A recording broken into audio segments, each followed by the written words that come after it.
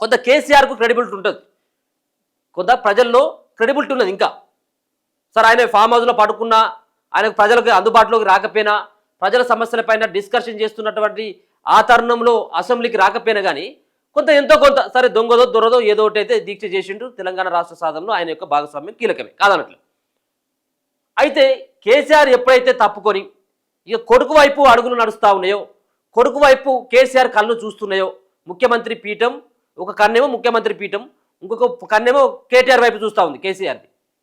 So కేటీఆర్ని ఆ కుర్చీలో కూకోబెట్టేందుకు కేసీఆర్ ఎప్పుడైతే అడుగులు పడుతున్నాయో ఆ రోజే పసిగట్టినటువంటి బీఆర్ఎస్ పార్టీకి సంబంధించిన శ్రేణులు, ఆహా తాత నువ్వు కొడుకు ఎట్లా ఇస్తావు, కొడుకుకు నువ్వు ముఖ్యమంత్రి సీటు పైన నువ్వు కూర్చోబెట్టేటువంటి ప్రయత్నం చేస్తావని చెప్పేసి, అంతేకాకుండా 10 సంవత్సరాల పాలన పైన కూడా విసుగు చెందినటువంటి ప్రజలంతా కూడా నిన్ను ఫామ్ హౌస్కు పరిమితం చేసిండు. ఎప్పుడైతే కొడుకు వైపు చూసినవో పార్టీ ఆ విధంగా నాశనం చేసిండు.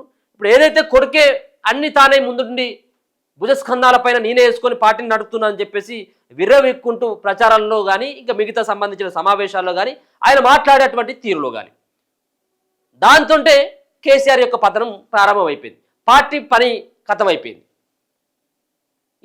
ఇక లాభం లేదు, ఇక కొడుకుతో అయితలేదు,